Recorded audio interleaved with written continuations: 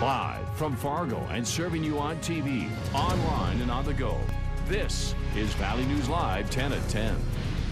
Severe storms are moving through parts of the Red River Valley. Here's a look at what's going on right now. Good evening, everyone. Thanks so much for joining us tonight. We've certainly had our share lately, haven't we? And again, it's set to be a wild night of weather. Now, some areas in the region are already seeing storm warnings. Lots going on. Let's go to our chief meteorologist, Hutch Johnson, for the very latest. Hutch? Well, things are changing even as we head into the overnight hours. And as we mentioned in the early evening newscast, it was going to be a late night event for the Red River Valley. That's turning out to be exactly the case. Now, new warnings for a line basically from south of Langdon through the Devil's Lake Basin and to just north of Jamestown, although for those of you in the Medina, Cleveland areas, west of Jamestown and southwestern Stutsman County, very strong cells are developing there as well.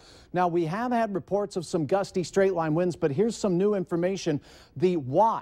The thunderstorm watch has been extended into northwest Minnesota until 1 o'clock this evening for the storms that will be pushing through your area as well. So we're being inclusive of more counties of northwest Minnesota. Kittson County and storms moving through the Pembina County area out of Cavalier into Walsh County, containing some 60-mile-per-hour wind gusts with them as they move into the Walsh County area. So prepare for gusty winds. Devil's Lake right over you now, very gusty winds. Radar estimates on this storm produce continually up to 70-mile-per-hour gust potential with these cells as they blow into portions of Benson and Ramsey County right now. Down to the south, we have Foster County, Eddy County, both of you under the gun from New Rockford to Carrington. These storms moving to the east. And the storm moving through the Carrington area does show some subtle signs of rotation as it's making its way through both northern Stutsman County and the Foster County area. These are also our largest hail potential storms moving into the New Rockford area now. 1.5-inch diameter hail. Cells south and west of Ellendale also quite strong. A warning has been prompted by those storms. Hey, it's going to be a late night of weather. I think you guys, we could expect these to continue to move through between now and 3 a.m. and we'll be on top of it, and I'll have your forecast coming up in just a moment. We know you will. Thanks. We have some breaking news now. At least 3 people, including the gunman, are dead after a shooting at a theater in Lafayette, Louisiana tonight. The shooter, according to sources, is said to be about 40 years old and took his own life. Witnesses sitting at a nearby bar told a Lafayette newspaper they were having drinks when a woman with no shoes ran up to the group, telling them that she was in the front of the theater when she heard popping sounds from the top of the theater. Prosecutors say they will retry a man accused of shooting his roommate and cousin. A mistrial was declared in the case against Christopher Hampton after jurors could not reach a verdict. Hampton is accused of shooting Randall Donor at a North Fargo home last summer. Prosecutors claim Hampton shot Donor because he suspected Donor of poisoning him. Hampton says it was self-defense and that Donor had cornered him with a gun. It's always hard to know what to expect, but it's certainly unusual.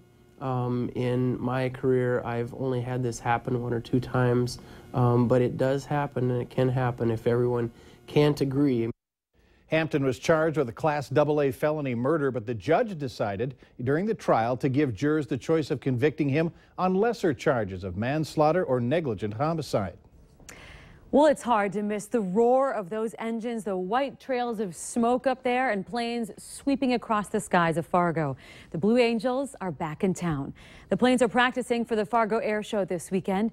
And as Valley News Team's Macy Enger found out, dozens of people just couldn't wait until Saturday to catch the planes in action.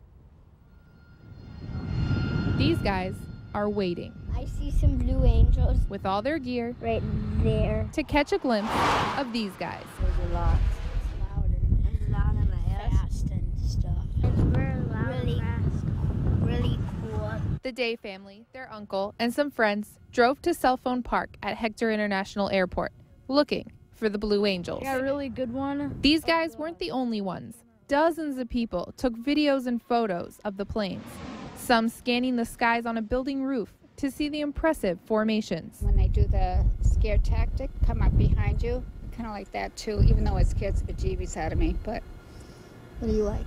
Where they do the vertical flight straight up, and then the 3 or 4 of them will split off and the one keeps going straight up. That's just awesome. The flight team came to town after 4 years of being away. It's nice to see them here and back again. And this group doesn't want to miss any second of the team's time here, planning to come back to the park tomorrow for a picnic. In Fargo, Macy Inger, Valley News Live.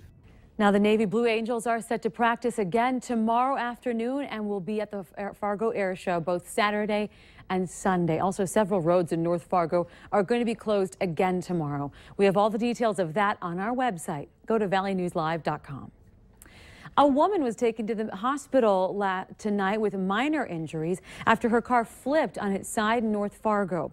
Rescue crews responded to the crash at 7th Avenue North and 3rd Street North. Investigators say the woman pulled up at a stop sign and thought the intersection was a four-way stop. It was only a two-way stop, and her car was struck by another car. The driver of that car was unharmed. Today, a new medical marijuana facility began serving its first patients in Rochester, Minnesota. Minnesota Medical Solutions, or MinMed, is the first medical marijuana dispensary in the Med City and only the third in the state. MinMed dispenses medical marijuana in the form of pill, oil, or vapor, all with varying levels of THC. Now, doctors at the facility determined what would work best for a patient based on symptoms and conditions, and the issue as much as a 30-day supply. At 11:15 this morning, the first prescription was filled by the mother of a 6-year-old boy with a seizure disorder, and she says her life has been turned around. I'm very, very happy to say that my son now has not had seizures for over 6 months at least. He is up and walking. He is babbling. He has got quality of life again. He's interacting with us. He is getting into trouble and loving life again.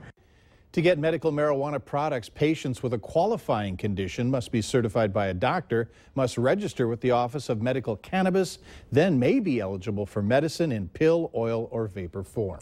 You may have seen it on TV. Grip Ease is apparently the best way to hang things from your walls. The sticky pads claim that you can hang anything anywhere in seconds without any damage. But can they hold as much weight as they claim? Valley News Team's Nicole Johnson brings the Grip Ease to the bowling alley to see how strong they really are. A bowling ball. It's a cliche for calling something heavy. We're using one to test out Grip Ease. Grip where nothing else can, like on metal, tile, plastic, wood, and more. Apparently, 2 of the sticky pads can hold a 10-pound bowling ball. Amazing. Lane manager at the bowler, No, I got nothing. Greg Levine, had doubts from the beginning, but we tried it ourselves. First, with the 10-pound ball. Here we go. How about a 6-pound ball? That works. For how long, I don't know. It's the lightest ball they have. Not long. Greg brought out a shelf made for bowling balls, hoping it'd go better. Oh, It didn't. I see movement. Just for fun, we tried on sunglasses. It left them kind of sticky. And a cell phone that clung onto the case. But on the bright side, it didn't leave anything behind. And it is reusable, even washable. The secret is the powerful, ultra-tight, double-sided grip that never slips. We asked Greg to give Grip Ease a letter grade. For something big, probably a Z. Well, Z wasn't an option, but we get it. He says it failed the test, even when we stuck it right to the wall. That didn't work. Grip Ease, not a total wash, but not a strike either. Nicole Johnson, Valley News Live.